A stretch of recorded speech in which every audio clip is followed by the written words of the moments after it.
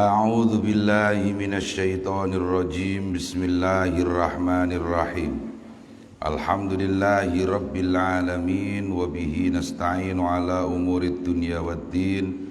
Wassalatu wassalamu ala asyrafil anbiya'i wa imamil mursalin sayyidina wa maulana Muhammad wa ala alihi wa sahbihi ajma'in, amma ba'd. Qala Syekhul Musannif rahimahullahu ta'ala wa nafa'na bihi wa bi'ulumihi fid dharaini amin. Kemarin yang terakhir disebutkan fa innal fitnata tudhibul fitnata. Kegemukan yang tidak wajar, obesitas, terlalu gemuk itu bisa menghilangkan kecerdasan. Memang bab yang kemarin masih bab 4, yaitu bagaimana kita tirakat menahan diri dengan menahan hawa nafsu, terutama nafsu daripada perut. Hukia dan riwayatake an Yahya bin Zakaria, saking Nabi Yahya bin Zakaria alaihi salam, apa anna iblisa, apa sak temene iblis bada iku pertelo sapa iblis lahu maring Zakaria, Nabi Zakaria, Nabi Yahya, wa alaihi lan iku ing atase iblis ma'aliku utawi pira-pira cendok.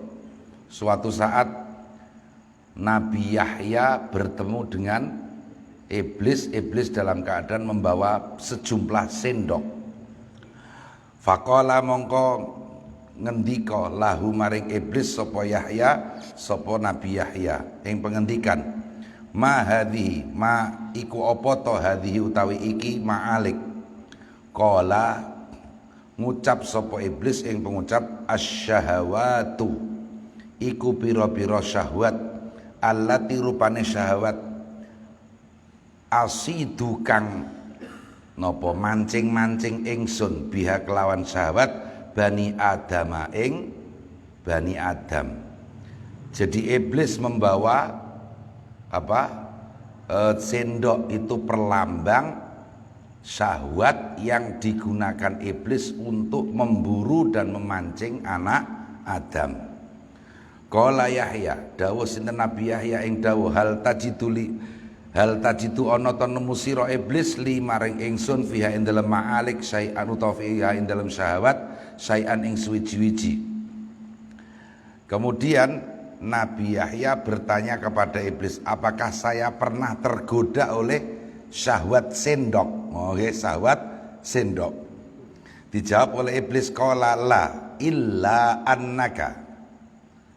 Qala ngucap sapa iblis yang mengucap la, mboten, tidak, illa annaka, tetapi sak temene panjenengan syabi'ta iku warek panjenengan zata lailatin ing dalem sijine wengi. Fathaqqalnaka mongko ndadekake abot kita ka ing panjenengan anis sholati saking salat. Ternyata Nabi Yahya pernah sekali kenyang pada suatu malam. Itu perbuatan iblis. Nabi Yahya aja pernah suatu malam kenyang, itu perbuatan iblis, sampai kemudian tidak sempat sholat tahajud. Qala Yahya, ngendika sinten Nabi Yahya alaihi salam ing pengendikan la jaroma, ora kena ora anni apa sak temene ingsun la asba'u iku ora bakal warek ingsun ba'da ing dalem sak badane dzati lailah abadan ing dalem selawase. Maka kemudian Nabi Yahya bersumpah semenjak saat itu tidak akan kenyang. Sinten sing wani sumpah ngoten? Demi Allah saya tidak akan kenyang. Ngoten pripun ngeten-ngeten. Enggak. Padahal kenyang itu tidak haram loh, tidak haram, tapi ini terkait dengan syahwat. Enggak, ini lebih dari sekedar itu. Nah, maka kemudian ketika iblis membuka rahasia bahwa iblis merasa pernah berhasil menggoda Nabi Yahya.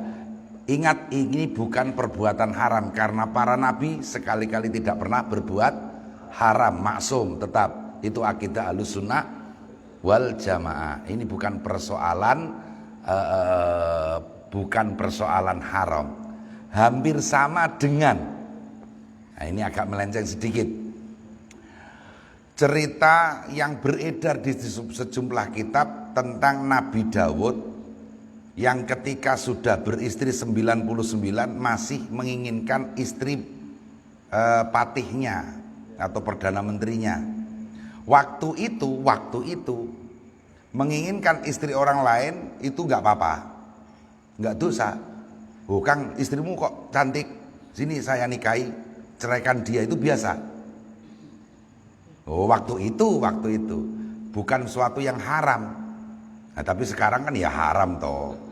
Syariat berbeda-beda ya antara satu nabi dengan nabi yang lain. Itu kalau kita mau memahami, lu masa sih Nabi Daud kok meminta istrinya perdana menteri gitu loh. Nah, ini bukan persoalan halal haram. Para nabi tidak mungkin berbuat haram, tapi ini lebih kepada tirakat itu tadi loh. Tirakat itu kan menghindarkan diri sampai kepada hal yang halal saja tidak. Halal yang berlebihan atau yang di luar batas kewajaran meskipun baru sedikit. Ngampun. Jadi sekali lagi Nabi Yahya sekali saja pernah tidak sholat qiyamul lail gara-gara kenyang digoda oleh iblis. Ini yang nggak ada dosanya, sekali lagi nggak ada dosanya. Penjenengan ya bolak-balik orang tahu tahajud ya ora dosa lah ya. Gitu. Iya, Nabi Yahya sekali dalam hidupnya tidak tahajud, ya enggak dosa. Ini persoalan bukan dosa. Lu Nabi kok gitu? Jangan salah jangan salah paham. Mungkin kita aja sering enggak tahajud. Nah, nggih niku. Ampun. Maka kemudian Nabi Yahya bersumpah tidak akan kenyang lagi setelah itu. Wah, akhirnya iblis menyesal. Faqala iblis, mongko ngucap sapa iblis la jarama, ing pengucap la jarama. Ora kena ora ani, apa sak temene ingsun la ansahu iku ora bakal nasihati ingsun ahadan ing wong siji abadan ing dalam selawase.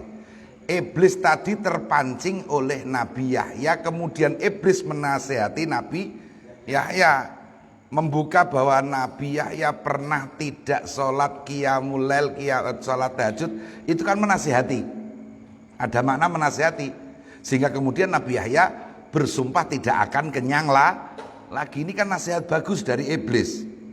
Nah, langsung diterima oleh Nabi Yahya, saya tidak akan kenyang lagi setelah ini.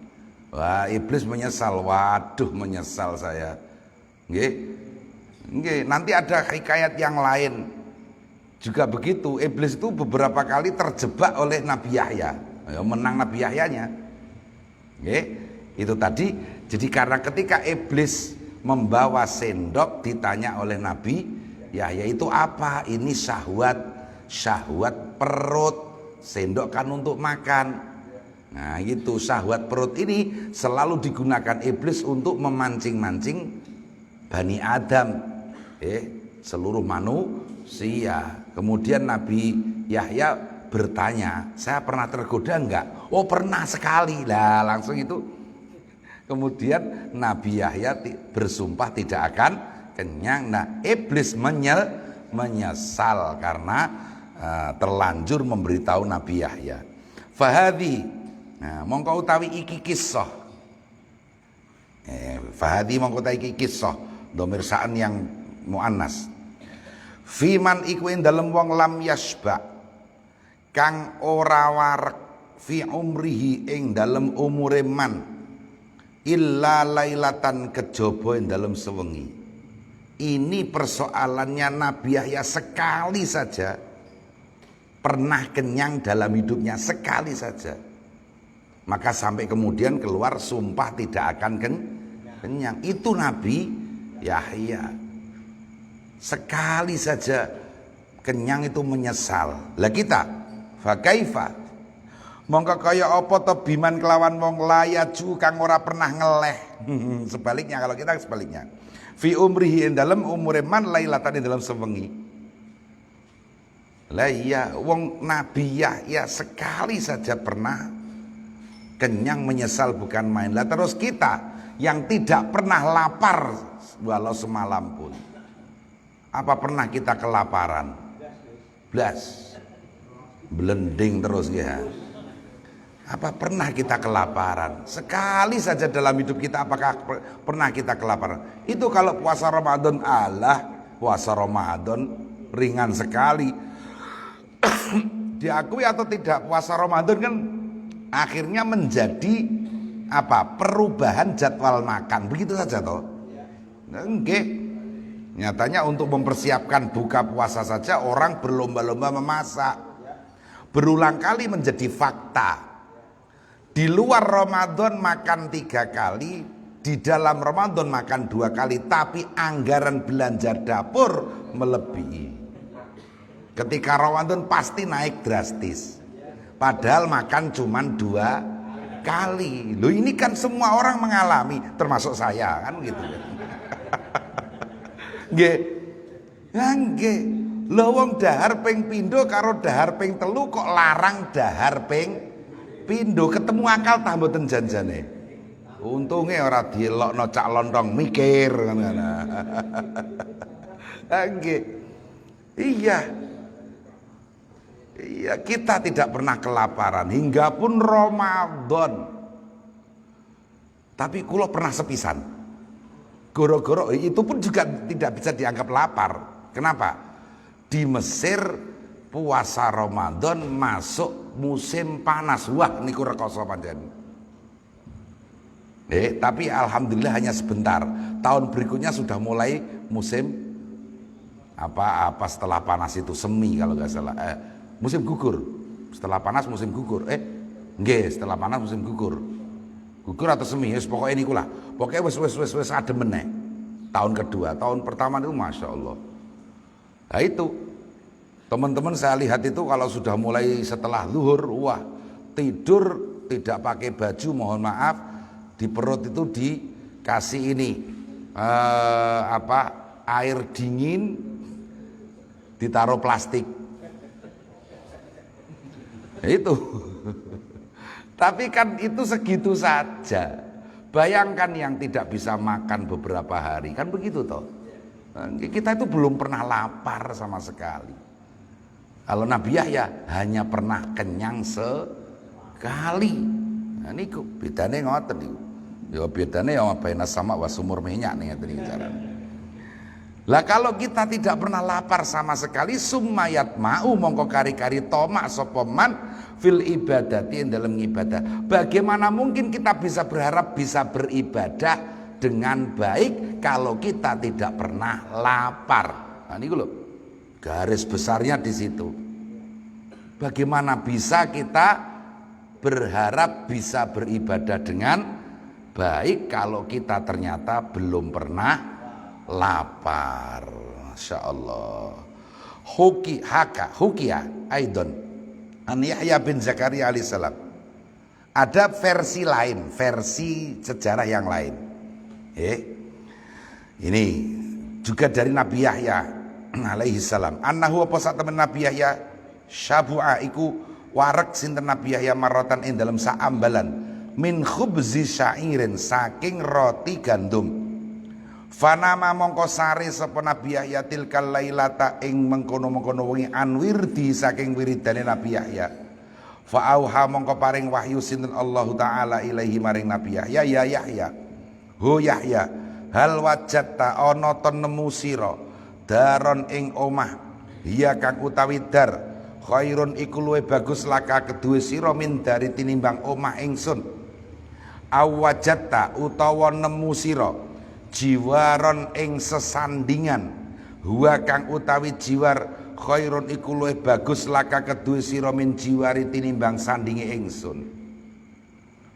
Ada versi lain Nabi Yahya suatu malam kenyang gara-gara makan roti gandum hingga tidak sempat wirid seperti biasanya. Maka kemudian seketika itu pula Allah memberikan wahyu perkataan kepada Nabi Yahya, wahai Yahya, apakah kamu sudah menemukan rumah yang lebih baik daripada rumahku, yaitu surga. Ngoten lho, kula jenengan ini surga dunia. Nggih, niku harus dihapus itu. Nggih. Senajan napa jenenge guyonan, wah surga donya Kang iki Kang. Wah apa meneh lagi mangan enak ngoten niku sampai ngomong nanti kula matur nggih. Kula niku krungu piyambak. Wah, duren kok iso enak ngene kira-kira ning swarga ana ta ora ya engko. Ini meskipun guyon, tapi jangan keterusan. Kebablasan mangke. Nabi Yahya sempat tidak wirid semalam gara-gara kenyang. Langsung Allah menegurnya. Wahai Musa, apakah kau sudah wahai Yahya, apakah kau sudah menemukan surga yang lain yang lebih baik daripada surgaku? Apakah kau sudah menemukan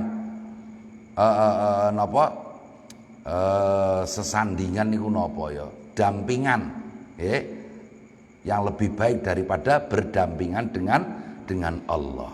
Wa izzati lan demi wa izzati demi keluhuran kemuliaan ingsun. Wa jalali lan keluhuran ingsun lawit tolakta lamun ndelok sira alal firdausi ngatasé swarga firdaus wa tolakta lan ndelok sira ala jahannam ngatasé neraka jahanam la bakaita mongko yekti bakal nangis sira asodida kelawan nanah wuk badalat dumu'i kelawan ganti pira-pira Allah walala bistalan yekti bakal nganggo sira al hadida ing wesi badalal musuha kelawan dadi gantine wol suf bahkan sampai Allah bersumpah demi kemuliaannya keluhurannya. Wahai Yahya, kalau nanti kamu melihat surga dan neraka, kamu akan menangis bukan lagi dengan air mata tetapi dengan air nanah.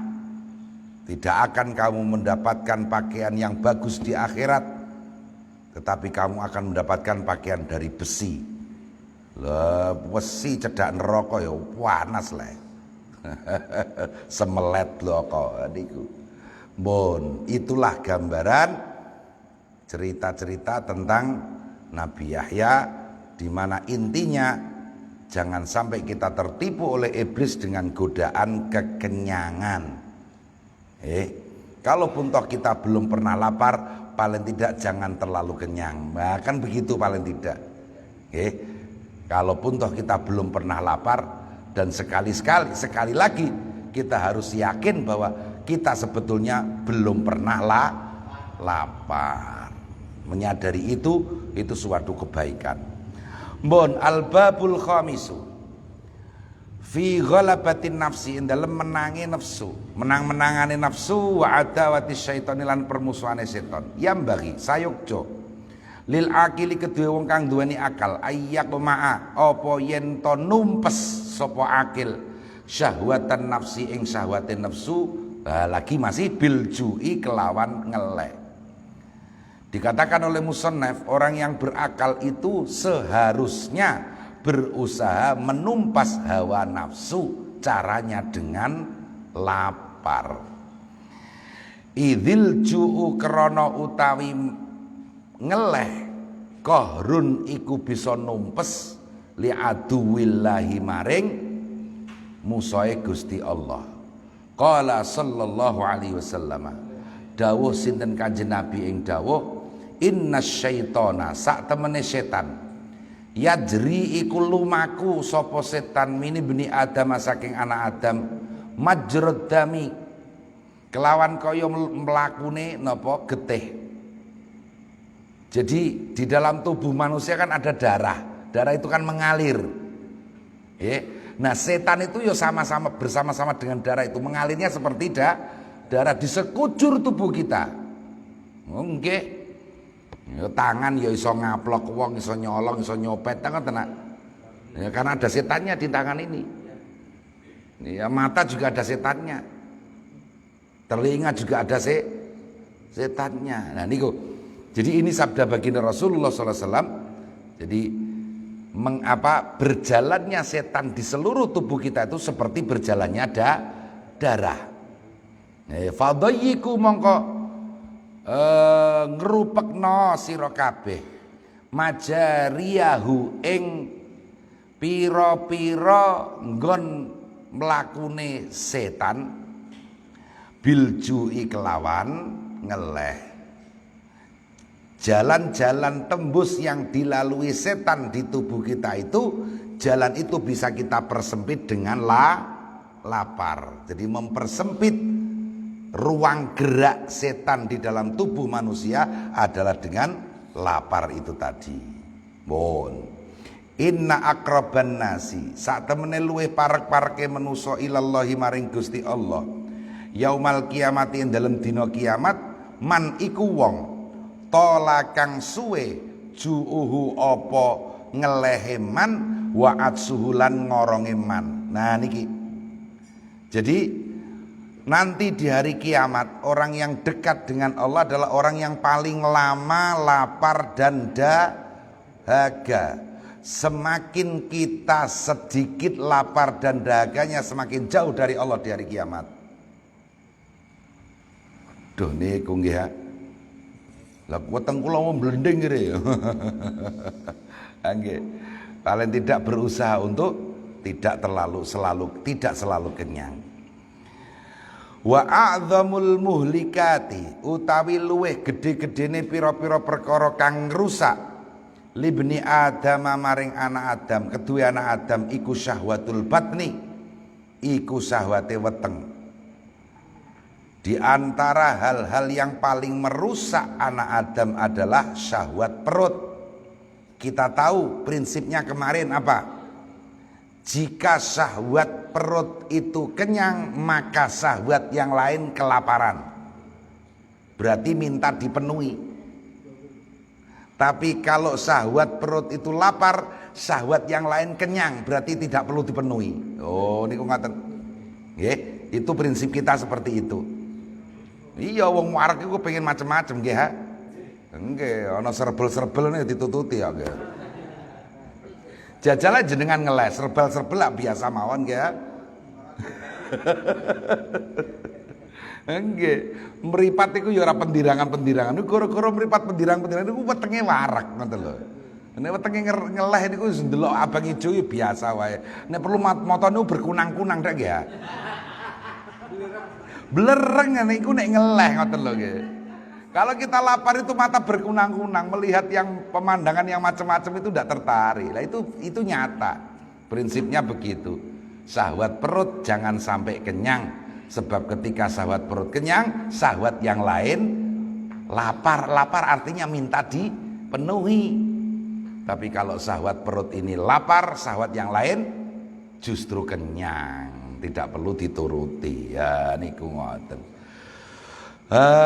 Ya Allah, fabiha mongko sebab syahwate weteng ukhrija den toake Adamu sinten Nabi Adam wa Hawa min daril qarari saking omahe ketetepan ya kuwi swarga ira dari dzulli maring omahe kainoan wal iftiqari lan fakir, yaitu napa donya idnaha huma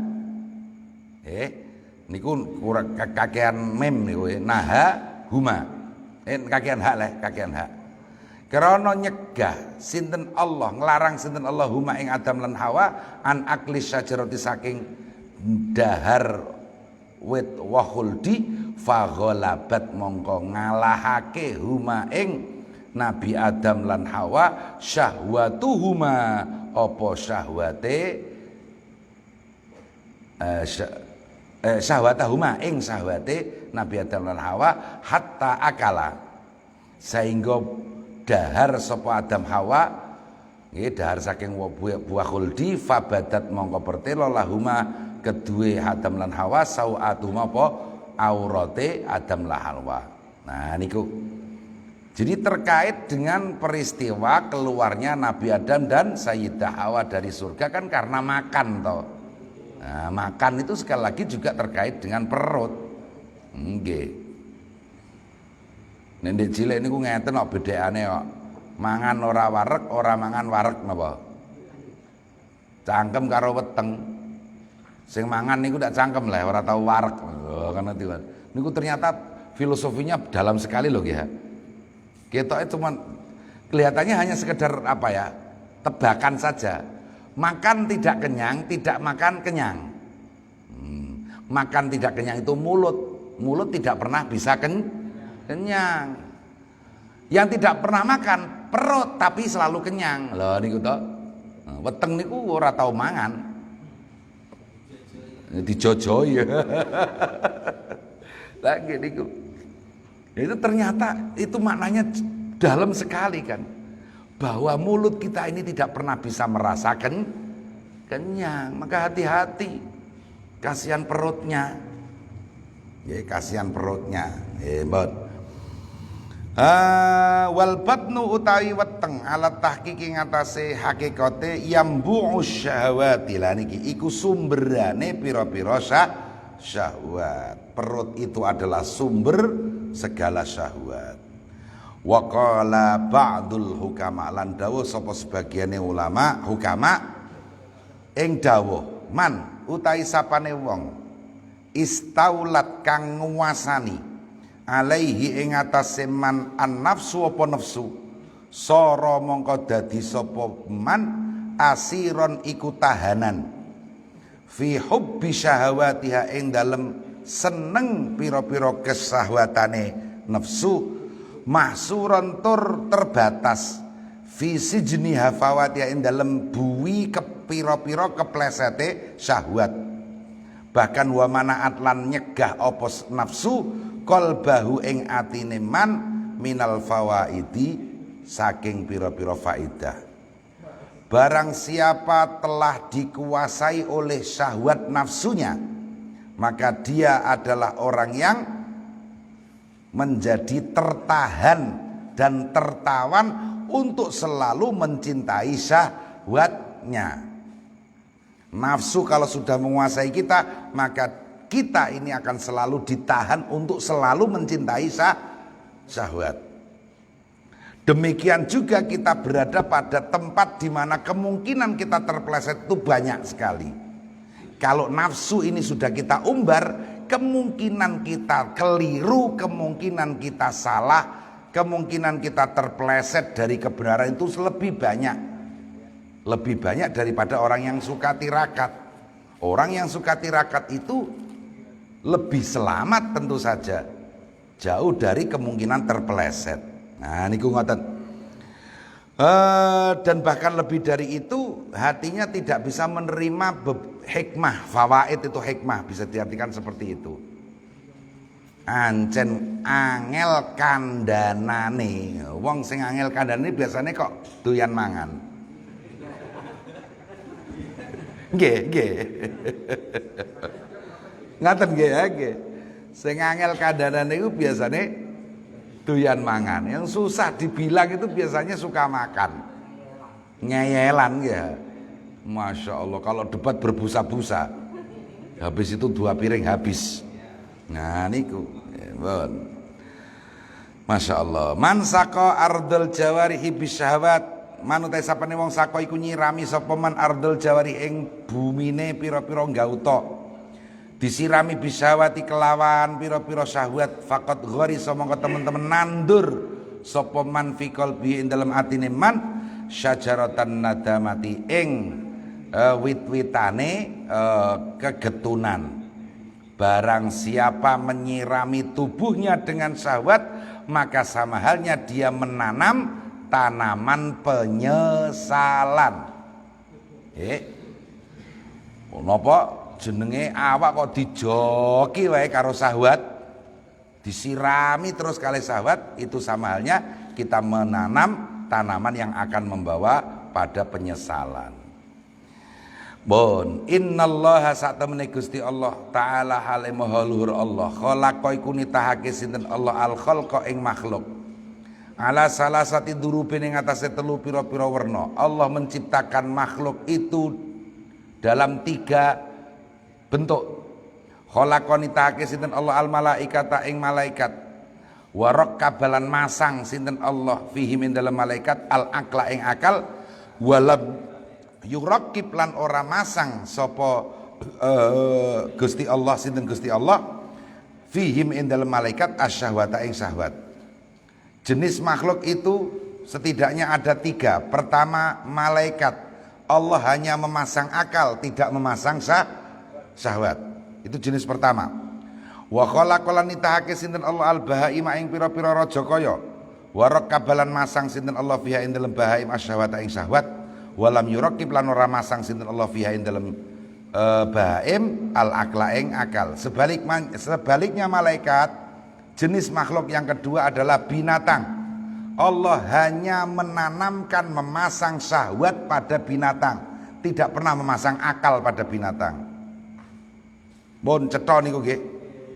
Lah terus wa khalaqalan nitahake sinten Allah ibna Adam ing ibnu Adam, wa rakabalan masang sinten Allah fi dalam ibnu Adam al akla wasyahwata. Kalau manusia dipasangi dua hal, akal dan syahwat. Kalau malaikat hanya dipasang akal, tidak dipasang syahwat. Kalau hewan dipasang syahwat, tidak dipasang akal. Manusia dipasang kedua-duanya. Faman wong kote sapane wong golabat kang ngalahake syahwatuhu apa syahwate man aklahu ing akale man, fal bahaimu mongko utawi pira-pira raja kaya khairun iku luwih bagus minhu tinimbang man. Astagfirullahaladzim. Barang siapa syahwatnya mengalahkan akalnya, maka kambing lebih mulia daripadanya. Nggih. Nggih, soale napa? Kambing kuwi ora duwe utek, manusa duwe utek ning kalah. Nggih. Jadi, nggih. Ya Allah. Balhum adal inhum illa kal an'ami balhum adal. Orang-orang seperti itu seperti apa? Binatang, bahkan lebih sesat daripada binatang, sebab binatang tidak pernah mempunyai akal. Kita manusia punya akal. Kok akal kita dikalahkan oleh syahwat, padahal akal kita tahu bahwa syahwat itu membahayakan. Kok masih kalah? Berarti binatang lebih mulia daripada kita. Kita siapa? Kita yang akalnya kalah oleh syahwatnya. Na'udzubillah min dzalik. Wow, wonten guyon ning internet. Anda bisa berenang, tidak bisa. Anjing saja bisa berenang, berarti anjing lebih baik daripada Anda. Ganti balas, lah Anda bisa berenang. Oh, saya bisa berenang. Kalau begitu apa bedanya Anda dengan anjing? Nah. Mantap nih gue Mas. Nggih, cocok niku. Nggih. Barang iso nglangi wae kok bangga. Iwak betik wae iso nglangi. Masya Allah, ini ada pertanyaan. Di masyarakat kita kan makan 3 kali sehari itu sudah jadi kebiasaan umum. Apakah orang yang memiliki kebiasaan tersebut termasuk dalam kategori selalu dalam keadaan kenyang? Insya Allah tidak. 3 kali sehari bagi kita, jangan kaget. Bagi orang Arab itu 1 kali makan 6 on. Makanya 1 mud itu, ya, setiap kali denda itu kan 1 mud, 2 mud, nah itu 1 mud, ukurannya 1 mud. Karena orang Arab itu dulu makannya itu satu kali makan 6 on. Nggih. Nggih, lho orang Arab kan tubuhnya besar-besar dan kuat-kuat. Nah itu, nggih. Jadi kalau 3 kali sehari masih kelaziman lah, nggih. Masih kelaziman. Ya asalkan itu tadi. Ya, tapi antara 3 kali makan itu kan ya snacknya itu. Ngemilnya ini yang niku susah niku nggih. Bon, wangsul mriki malih. La ilaha illallah. Waman utawi sapane wong ghalaba kang ngalahake akluhu apa akale man syahwat ing syahwate man. Nah, kalau manusia itu akalnya bisa mengalahkan syahwatnya, fahuwa mongko utawi man khairun iku luwih bagus minal malaikati tinimbang malaikat. Manusia yang akalnya bisa mengalahkan syahwatnya, maka dia lebih baik daripada malaikat. Karena itu para nabi lebih mulia daripada malaikat, karena para nabi akalnya bisa mengalahkan syahwatnya. Manusia secara umum itu mestinya lebih baik malaikat.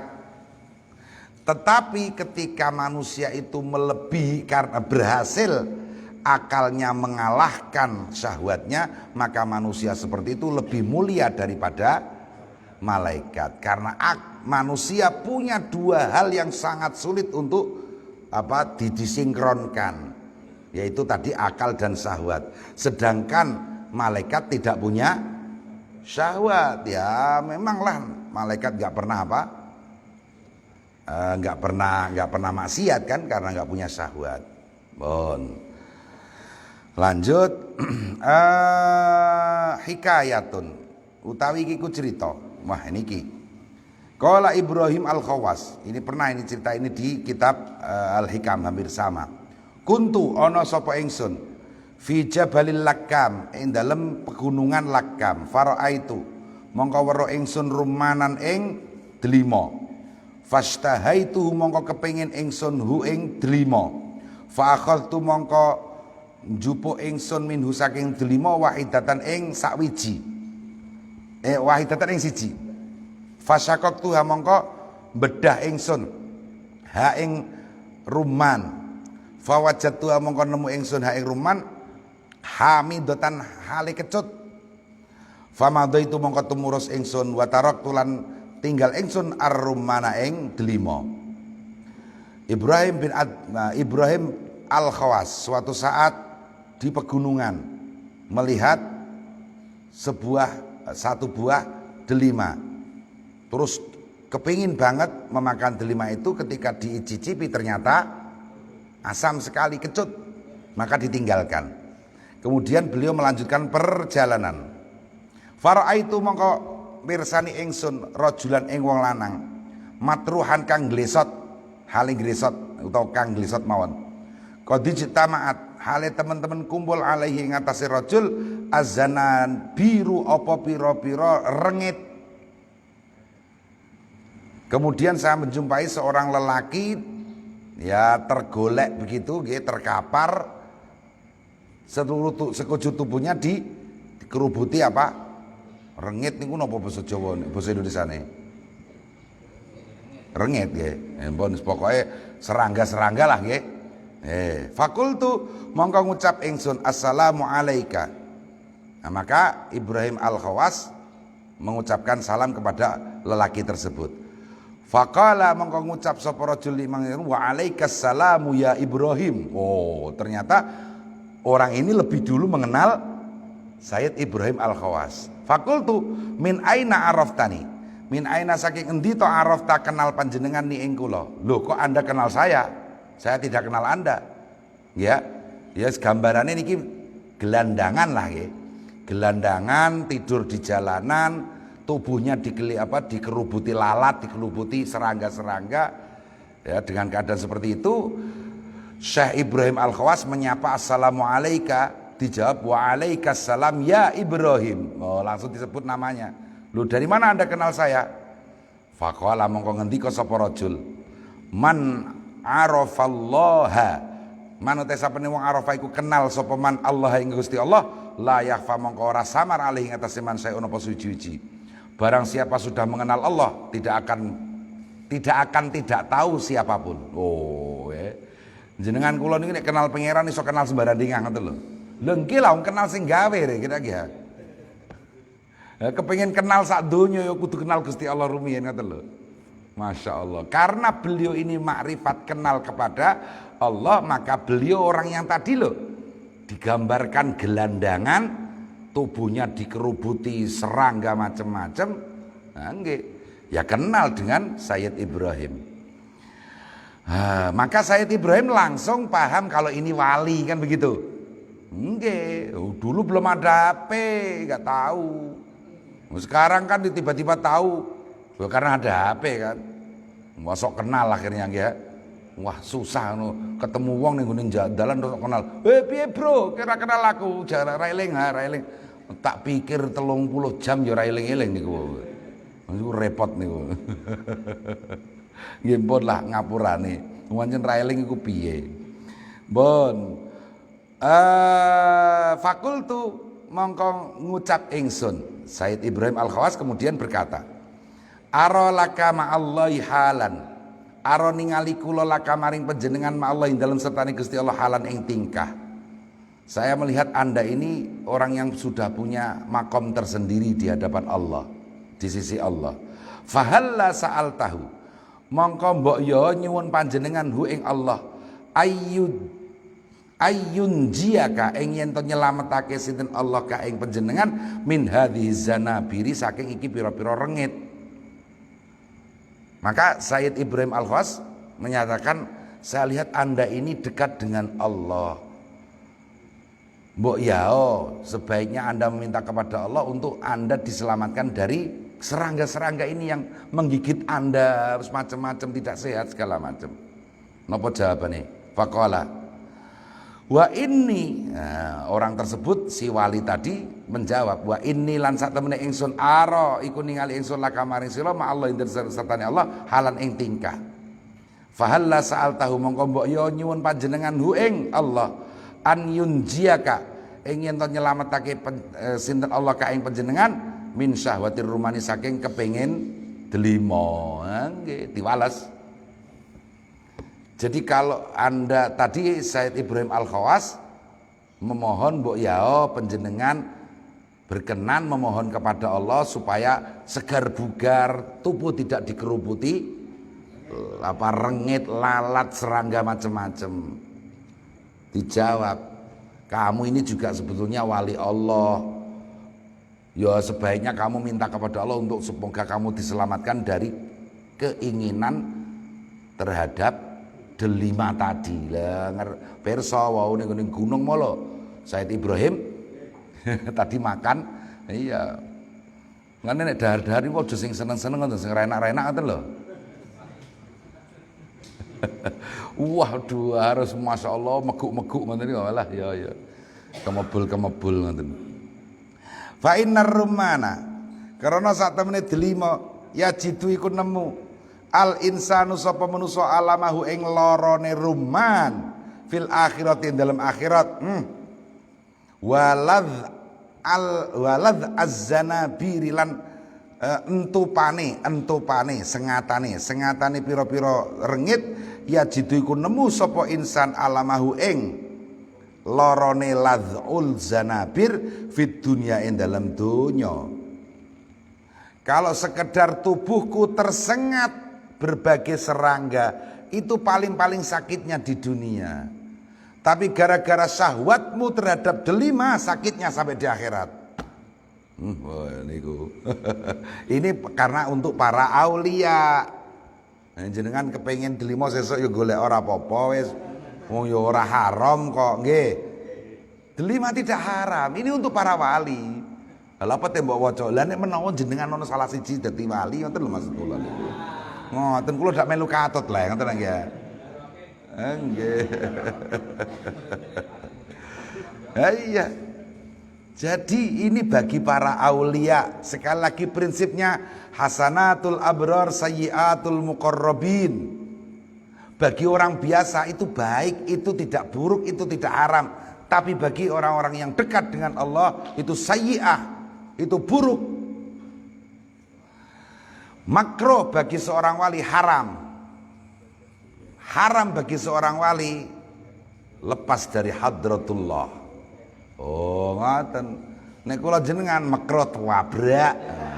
Ora haram ae kok gitu. Enggak haram, makruh saja kok itu. Nggih. Makruh wae kok Kang. Lihat-lihat kondisi Mas.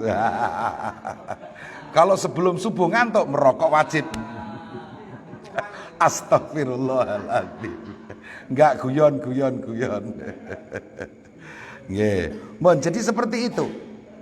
Ini menurut si wali tadi, sengatan serangga itu sakitnya hanya di dunia, tapi sengatan dari akibat syahwat makan itu bisa sampai ke akhirat. Apakah si wali akan disiksa kalau seorang wali kemudian memenuhi syahwatnya makan? Ya enggak akan disiksa, tapi menjadi jauh dari Allah. Semakin jauh dari Allah pada saat sebelumnya dekat dengan Allah, itu kan siksaan tersendiri bagi wali. Siksaan yang sangat pedih. Turun derajat, itu siksaan yang sangat pedih. Lebih baik masuk neraka. Para wali itu kan begitu sampai tadi malam pengajian akhir-akhir nih Minhajul Abidin. Ya, akhir-akhir ini Minhajul Abidin itu kan seperti siapa ya? Imam siapa? Astagfirullahaladzim, imam siapa lupa ngendikan, kalaupun toh saya mendengar kabar bahwasanya barang siapa yang masuk neraka langsung selesai hidupnya, tidak akan berkepanjangan, saya khawatir saya mati gembira gara-gara mendengarkan kabar ini. Persoalannya kan di neraka itu selamanya, itu susahnya begitu. Jadi bahwa di neraka itu langsung nggak jadi apa-apa, selesai, begitu masuk terus selesai. Riwayat kita, ulama itu senang begitu itu. Bahkan ada di kesempatan yang lain, saya berharap saya adalah orang yang terakhir keluar dari neraka untuk menuju ke surga. Sebab keluar dari neraka itu nikmat yang luar biasa. Jenengan kula kan kepinginnya langsung swarga ngono bledeng ngoten kan. Para wali niku ngoten kok nggih. Masya Allah. Jadi seperti itu.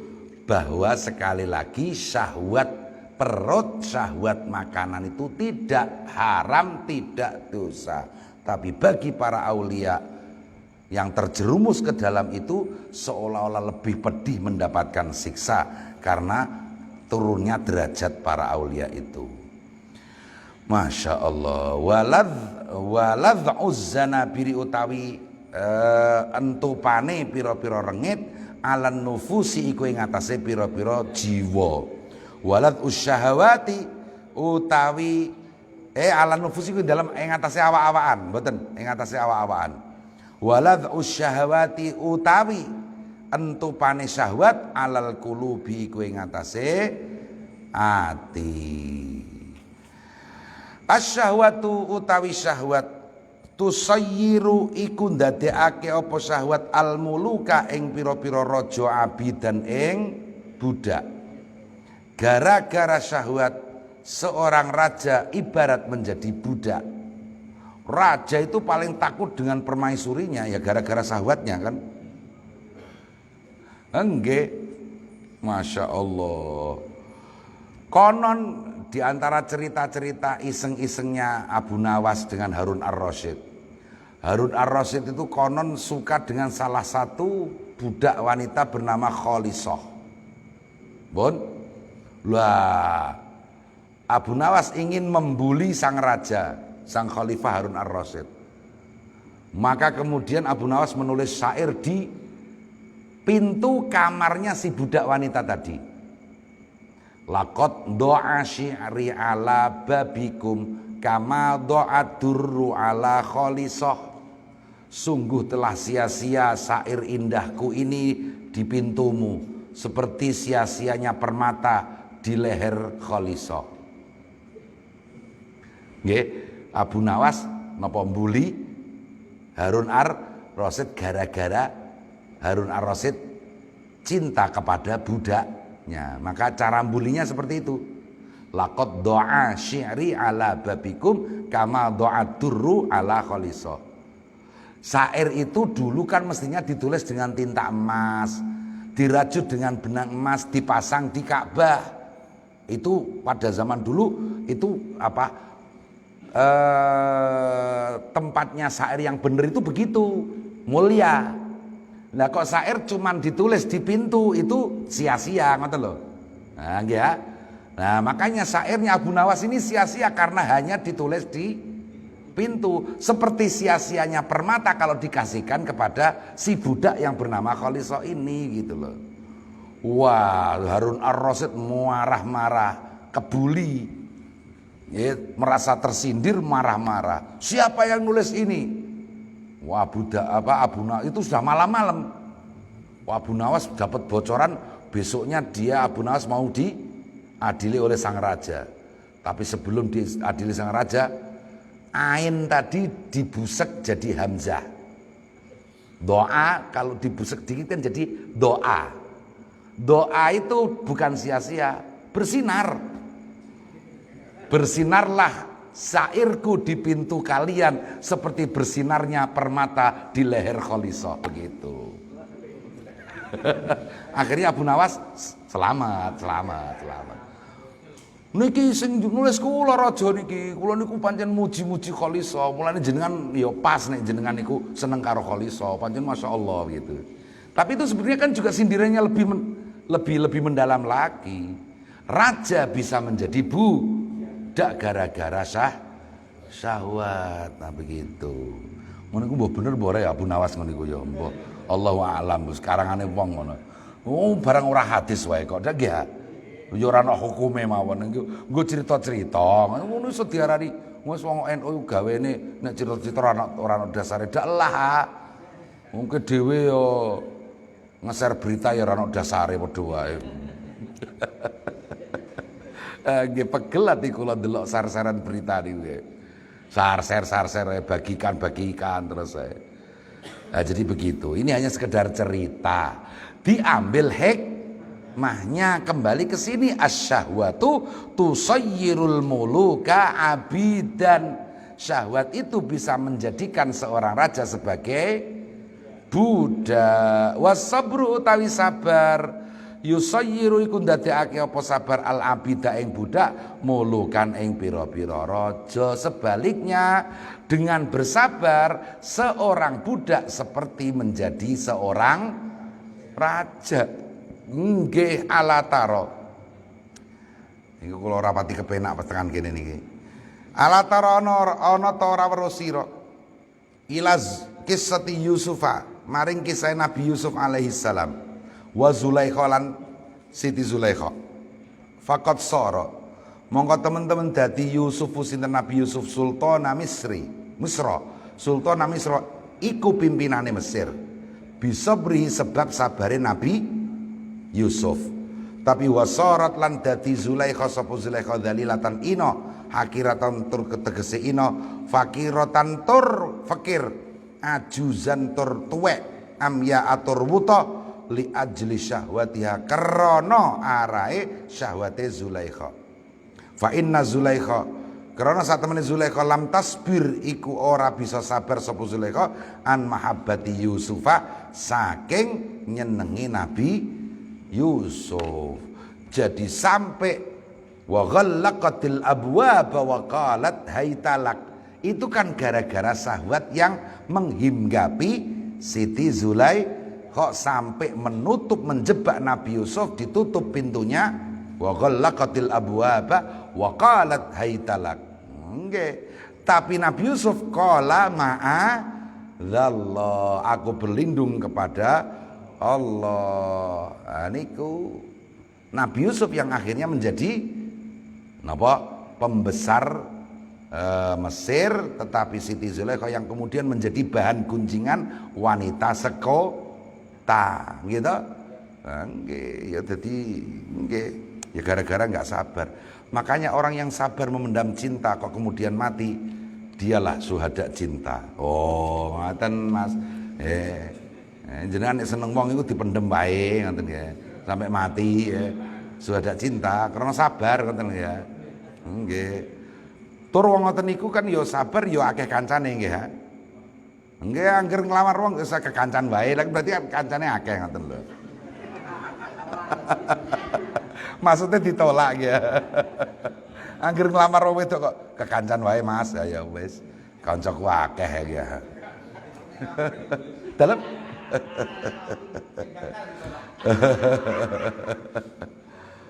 Haka Abul Hasan Ar-Razi nyeritakake sinten Abul Hasan Ar-Razi annahu ing sak temene Abul Hasan Ar-Razi ra'aiku mirsani. Sinten Abul Hasan Ar-Razi walidahu ing ramane Abul Hasan Ar-Razi fi manamihi ing dalem sarene Abul Hasan Ar-Razi. Ba'da mauti ing dalem sak badane sedone ramane. Bisa rata ini kelawan 2 tahun. Wa alaihi lan iku ing atase ramane siabun utawi klambi minal qatrani saking tir. Faqala mongko matur sapa Abul Hasan lahu maring ramanipun ing pematur ya abi. Hu bapak kula mali Mau tai apa toli iku kedue ingsun aro ningali kula alika ing atase panjenengan hayata ahli nari ing tingkai ahli neraka. Faqala mongko ngendika sapa ramanipun niki wau, ya waladi, ho anak lanang ingsun.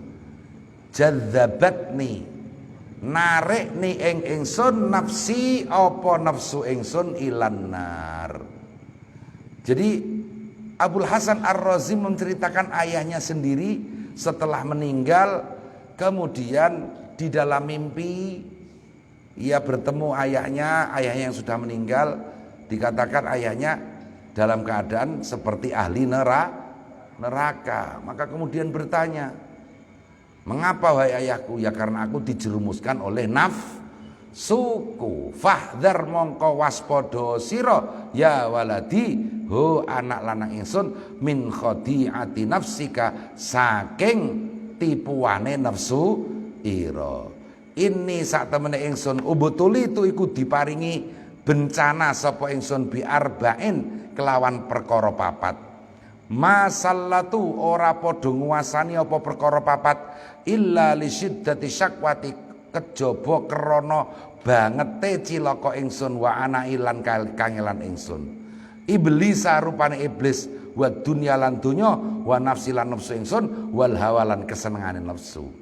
Kaifa iku kaya apa to al khalasu utawi bebas, wa kulluhum tais kabehane papat iku adai pira-pira musuh ingsun. Wa arolan ningali ingsun al hawa ing kesenengan, tad'u iku ngajak ilahi maring hawa, khawatir apa pira-pira krentek ingsun fi dzulmatis syahwati, ing dalam petenge pira-pira syahwat, wal ara ilan pira-pira pendapat. Masya Allah niku ngoten.